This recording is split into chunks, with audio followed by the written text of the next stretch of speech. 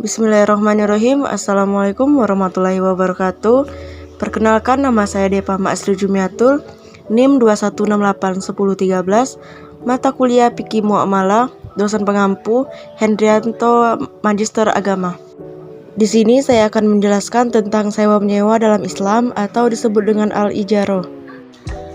Al-ijaroh berasal dari kata al-ajru yang berarti al-idwah atau pengganti. Dari sebab itulah atas sawabu dalam konteks pahala dinamai juga dengan al-ajru atau upah. Nah, yang kesimpulannya itu ijaroh itu yaitu sewa menyewa atau upah mengupah.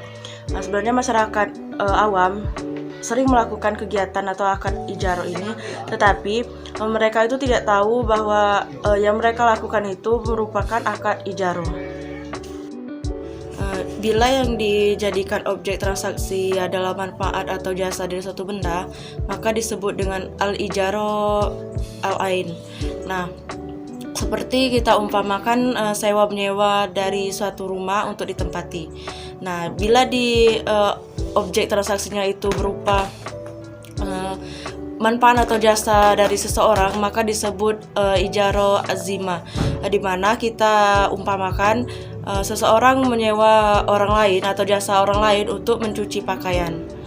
Di sana yang membedakan antara ijaroh al-ain dengan ijaroh azimah. Jika al-ain itu berupa benda, maka azimah itu berupa jasa seseorang atau tenaga seseorang yang kita sewa.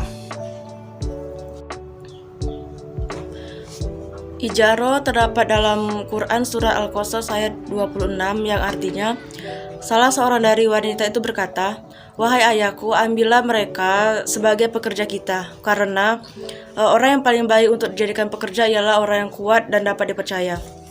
Nah, inti dari surat ini nih yaitu di mana kita untuk mencari seorang pekerja di dalam kehidupan kita itu hendaklah mencari yang sehat secara fisik dan psikis, dan juga orang yang dapat dipercaya, karena kita bisa membebankan pekerjaan itu kepada mereka dan mereka juga mempunyai tanggung jawab terhadap pekerjaan yang kita bebankan kepada mereka. Rukun dan syarat ijaroh. Yang pertama itu rukun ijaroh. Yang pertama, dua orang yang berakad. Jadi ijaroh ini hendaklah dilakukan oleh dua orang yang berakad, di mana tidak boleh satu orang melakukan akad ijaroh ini. Kalau satu orang yang melakukan akad ijaroh, maka akad ijarohnya itu tidak sah. Yang kedua itu signan atau ijab dan qabul. Yang ketiga itu sewa atau imbalan. Nah, di mana ijaroh ini harus ada barang atau jasanya untuk melakukan akad ijaroh tersebut. Yang keempat yaitu manfaat. Nah, hendaklah yang dijadikan bahan atau objek transaksi ijaroh ini mempunyai manfaat bagi semua orang, seperti itu. Yang selanjutnya yaitu syarat-syarat ijaroh. Yang pertama itu terkait dengan dua orang yang berakad. Nah, di sini menurut ulama Syafi'iyah dan Hambaliyah, hendaklah yang berakad itu tuh sudah balik atau sudah dewasa. Nah, jika yang melakukan transaksi akad ijaroh ini nih orangnya tuh masih di bawah umur atau belum dewasa, belum balik, dan orang gila, maka akad ijarohnya itu tidak sah. Nah, menurut ulama Hanafiyah dan Malikiyah berpendapat bahwa dua orang yang berakad itu tidak harus balik atau belum dewasa, tidak apa-apa seperti itu. Karena anak yang baru muwaiz pun boleh melakukan akad ijaroh, tetapi harus didampingi atau diwakilkan dengan walinya. Yang kedua itu kedua belah pihak berakad menyatakan kerelaan.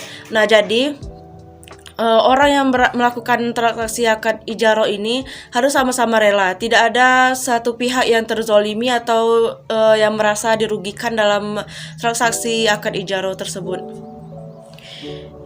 Yang ketiga yaitu manfaat menjadi objek ijaroh harus diketahui. Akad ini harus diketahui objeknya atau yang harus diketahui apa sih objek dari yang akad ijaroh tersebut, supaya tidak ada perselisihan di kemudian hari. Yang keempat, objek ijarah itu boleh diserahkan dan digunakan secara langsung dan tidak ada cacat. Di mana oleh sebab itu para ulama fikih sepakat bahwa tidak boleh menyewakan satu yang tidak boleh diserahkan atau dimanfaatkan oleh si penyewa. Yang kelima itu objek ijarah itu suatu yang dihalalkan oleh syara. Di sini ulama fikih itu sepakat bahwa tidak boleh menyewakan seseorang untuk menyantet, seperti kita datang ke dukun untuk menyantet seseorang karena dendam, atau menyewa jasa seseorang untuk membunuh orang lain. Itu diharamkan oleh Islam. Yang keenam yaitu yang disewakan itu bukan suatu kewajiban bagi si penyewa, seperti menyewa orang untuk melaksanakan sholat dari si penyewa tersebut. Misalnya kita menyewa jasa seseorang untuk melaksanakan sholat. Kan sholat itu merupakan kewajiban setiap umat manusia. Nah, itu tidak boleh diwakilkan atau menyuruh orang lain untuk melakukan yang merupakan kewajiban kita sendiri. Yang ketujuh yaitu objek ijarah itu merupakan suatu yang bisa disewakan. Nah, objek ijarahnya itu harus sesuatu yang bisa disewakan. Contohnya itu seperti rumah, mobil, seperti itu. Yang kedelapan itu upah atau sewa dalam ijarah harus jelas, tertentu dan suatu yang memiliki nilai ekonomis. Nah, jadi upah atau sewanya dalam ijarah itu harus jelas, tidak harus dinyatakan dalam pas akad itu, harus dibicarakan berapa upahnya dan benda apa yang disewakan, seperti itu. Yang selanjutnya yaitu pembatalan dan berakhirnya akad ijarah. Yang pertama itu objek ijarah hilang atau musnah, seperti kita menyewa rumah dan rumah itu terbakar, atau kita menyewa kendaraan dan kendaraan itu hilang. Tapi itu balik lagi ke kesepakatan kedua belah pihak, bagaimana penanggulangannya supaya tidak ada yang merasa dirugikan antara kedua belah pihak. Yang kedua itu tenggang waktu yang disepakati telah berakhir. Nah, apabila kita menyewa rumah dalam waktu misalkan 1 tahun, nah apabila sudah mencapai waktunya 1 tahun, maka rumah tersebut dikembalikan kepada pemiliknya. Nah, seperti itu juga kalau kita menyewa jasa, maka kita memberi upah kepada pekerja tersebut. Yang ketiga, wafatnya salah seorang yang berakad. Nah, apabila waktu penyerahan barang ijarah tersebut sudah berlangsung, maka misalnya salah satu yang berakad tadi itu meninggal, maka akad ijarah tersebut berakhir dan barang yang dijadikan objek ijarah tersebut dikembalikan kepada walinya.